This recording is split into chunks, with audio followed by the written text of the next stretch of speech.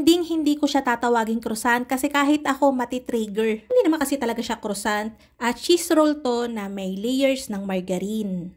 Hindi tayo nag-laminate dito, hindi tayo nag-fold, nag-roll lang tayo ng nag-roll. Pero sa mga nahihirapan diyang gumawa ng layers ng croissant, eto na yun. Magagawa nyo na yun ng maganda din. So wag na nating patagalin yan at simulan na natin. Mag-handid lang tayo dito. Meron ako ditong 1/2 cup ng water, 1/2 cup ng milk, fresh milk yung ginamit ko, pwede rin ng evap.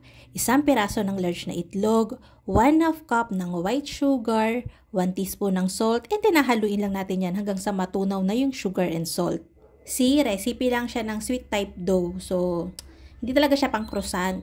Lalagay tayo dyan ng 500 grams ng bread flour, pwede din ang all-purpose flour.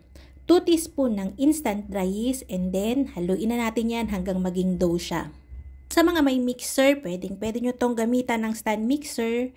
So, yung pagkakasunod-sunod, ganun din. Ilalagay ko na nga to sa work table ko, and then mamasahin ko to for 5 minutes bago natin ilagay yung ating fats. Akala nyo nagjo-joke-joke ako kahapon na hinahampas-hampas ko yung dough. Wala lang facial expression yung kahapon, pero hinahampas ko talaga yung dough pag naghahandid tayo. Mas napapabilis kasi nung ma-form yung gluten. So, kung may chance kayong ihampas yung dough nyo, ilabas yung galit nyo, pwedeng-pwede. O, diba? So, minasa natin yan for 5 minutes and then, magaspang pa talaga yan. Huwag kayong mag-expect na mabilis kikinis yung dough nyo. Inilapad ko yan, tapos maglalagay na tayo dyan ng 1/4 cup ng Goldilite margarine. Ayan yan, no? Available na yan sa Shopee. Tapos, ayan, hahaluin lang natin yan hanggang sa ma-absorb na ng dough yung ating margarine. Alam ko hindi madaling magmasa, no? Actually, sa iba talagang nahihirapan sila kasi baka ang ginagamit yung puwersa, yung puwersa lang ng daliri nyo. Actually, dapat ang gamitin yung pagmumula ng puwersa ng pagmamasa nyo is yung upper body nyo. Magmumula siya sa shoulder, tapos yung back yung magtutulak. And iganon nyo lang ng iganon hanggang sa kuminis yan. Huwag kayong titigil, huwag kayong mag-alala sa over-kneading. Malabo mong maabot yan kung nag-hand-knead ka pa lang. Pero syempre, tao lang tayo, hihingalin tayo. So, para meron tayong shortcut, yan, after mga 5 minutes ng pagmamasa, after nating mailagay yung fats natin, yung ating Goldilite margarine, nire-rest ko yan, tatakloban ko for 15 minutes para lang kusa ng ma-form yung gluten. Makikita nyo, medyo mas malambot na yung dough, mas stretchy na siya. And of course, mas mabilis na natin siya mapapakinis. Pwede nyong gawin to multiple times habang nagmamasa kayo kung gusto nyo talagang mas mapabilis. Pero ako, one time ko lang itong ginawa ngayon and then dire-diretso na ako sa pagmamasa hanggang sa kuminis yung dough. Kapag dumidikit yung dough nyo sa lamesa nyo, wag na kayong mag-add ng flour. At titigas yung dough natin, magpahid na lang din kayo ng Goldilite margarine dun sa table nyo and dire-diretso yung masa. Kapag hindi kasi makinis masyado yung masa nyo, hindi yan maganda ang alsa. Hindi yan makakaalsa ng bonggang-bongga and then mabigat yung tinapay. So, once na na-satisfy na ako dun sa kinis ng ating dough, ma-achieve nyo yung ganyan. Kaya lang yung makinis kasi pinahiran ko ng Goldilite margarine. Kinat ko na yan ng 75 grams each. Makakagawa tayo dito ng 12 pieces and then diretso, ipa-flatten na natin yan. Tapos magpapahid ako dyan ng mga nasa 1 and 1/2 teaspoon, 2 teaspoon ng Goldilite margarine. So yan. Tapos i-roll natin. Mas maganda kung papantayin nyo yung pagkakapahid ng Goldilite margarine para lang yan yung magbubuo ng layers natin yung fats na nakalatag sa kanya. Gawin natin lahat yon sa 12 pieces and then ilalagay ko yan sa isang tray kasi mas madali kung medyo malamig na yung ating margarine sa loob ng tinapay natin. Tinakloban ko yan. Nirest ko lang siya mga 10 to 15 minutes. Pagka sa counter nyo, ganun din. I-rest nyo rin siya ng 10 to 15 minutes. Tapos tatakloban nyo din para lang ma-relax yung dough and mas madali natin siyang ma-flatten. Pero kung pwede nyo naman tong ilagay sa ref, mas madadalian kayo kasi hindi mapupunit yung dough kapag medyo malamig yung margarine. Hindi siya dudulas ng dudulas. So, katulad kanina, finalaten ko yan and pinahaba ko. Yung may mga seams, yung dulo-dulo, dun din ako magsisimulang mag-roll. Pinahiran ko yan ng margarine din, Goldilite margarine. Then yun nga, ni-roll natin. Malalaki yung size ng putol ko, 75 grams. Pero kung gusto nyo naman, pwede nyo namang liitan yun. Mga 45 to 50 grams, pwede. Pag natapos ko na yung i-roll lahat, tatakloban ko ulit yan, ilalagay ko ulit sa chiller, mga 10 to 15 minutes ulit, hanggang 20 minutes, okay lang din naman. Para mamaya, mas madali na ulit natin siyang ma-flat and nag-harden ng kaunti yung margarine. Okay? Once na natapos na yung ating pagre-rest, nakikita niyo yung ginagawa ko. Pina-flatten ko muna siya lahat. Ayan, pinapalapad ko ng konti and pina-flatten ko ng pahaba. Nakikita nyo, pinagpapatong-patong ko na lang siya.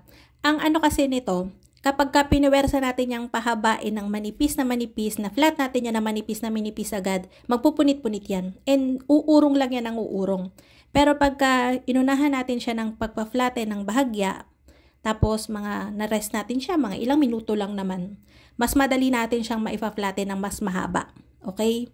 So nakita nyo, pagkatapos ko siyang i-flatten, binaliktad ko yung mga nauna nating na-flatten, yun yung uunahin kong palaparin. I hope na gets nyo. Marami tayong pwedeng gawing shortcut, mga backdoor sa baking, pero yung resting time, pagka sinabing i-rest nyo, walang shortcut doon kasi mahihirapan lang kayo eh. So yun, nakikita nyo, nagpalaman ako ng cheese and then mahigpit ko siyang niro-roll. Sabihin ng iba dyan, bakit naman ganyan? Cheese roll lang naman yan, sabi mo. Bakit nagpapakahirap ka pang mag-layers? Ang dami pang process. Actually, ito yung kagandahan kapag nagbe-bake ka ng sarili mo. Marami kang pwedeng experiment. Pagka may naisip kang bagay, pwede mo siyang gawin. Kasi, baker ka nga eh. Yung mga naiisip mong idea, pwede mo siyang i-execute and malalaman mo kagad kung yung kakalabasan ba nito ay maganda o hindi. After natin niya mapalamanan ng cheese, i-arrange ko na yan dito sa mga baking tray and papaalsahin natin to sa loob ng 2 oras o mahigit pa. Alam ko may magtatanong dyan, Chef, para palang croissant yan eh, may layers pala yan eh. Pwede rin ba yung gawin ka parang croffles? Eto yung sagot. So yung asahi natin na waffle maker, pinarihit ko na yan ng nasa 5 minutes. Katulad ng pagkagawa ko ng croffles, idinip ko yung ating dough sa white sugar and then i-waffle maker na natin yan. 4 minutes yung pinabayaan ko siya dyan. Then pagbukas, tchanan! Ganda! Katulad ng waffles o croffles, light lang din siya. Napakagaan. Hindi lang naging ganon ka-crispy yung labas niya, pero yung loob may layers pa din, katulad ng croffles. So yan, makikita nyo. Yung amoy at lasa, yung amoy Goldilite margarine, mabango. Pero yung lasa, alam nyo yung ensaymada, yun, lasang ensaymada siya, hindi siya lasang croffles. So, try nyo din, pwede din naman. So yan, makikita nyo. Okay, para naman dun sa mga ni-roll natin na i-bake natin, nilagyan ko muna yan ng egg wash, pinahirang ko lang yan, and then yung iba lalagyan natin ng split. Kasi kadalasan sa mga bake shop na magaganda, yung mga cheese roll nila, naka-split. So gagayahin natin. So yan. And then lalagyan natin yan ng grate ng cheese. Ang ginagamit ko ditong cheese ay yung quick melt. Huwag kayong gagamit dito ng regular cheddar cheese lang. Kasi kung mapapansin nyo, pag binake nyo yan, pag in-oven nyo yung regular cheese, nadadry lang siya, nasusunog lang siya. So, ang quick melt, kapag binake mo, malambot pa din. Hindi kataya ng mozzarella, yun nga, yung regular cheese. So, yan, nilagyan ko lang din, pati yung nakaroll natin na hindi natin i-split. So, ayan, i-bake natin to sa preheated oven na may 180 degrees Celsius for 15 to 18 minutes. Chef, paano yung upper and lower heat settings ko kung meron akong ganun? Kung meron kang ganun, ang ilagay mo lang sa upper heat settings nyo ay 160 degrees Celsius or 150. Yung lower is 180. Pag meron lang. Kapag wala, okay lang din na naka 180 degrees Celsius ka, pero mas mababa yung baking time kasi madaling masunog ang cheese natin sa ibabaw. Okay, gets? So, ayan, tingnan niyo yung ibabaw. Yung tinapay natin, napaka-light, although napakalaki ng size niya, ng volume niya. Pero katulad sa croissant, meron din siyang layers. So, ayun na nga mga kalutong tinapay. Sana'y nagustuhan niyo yung ating video for today. Magkita-kita tayong muli. Ito pong Milalutong Tinapay. Bye-bye!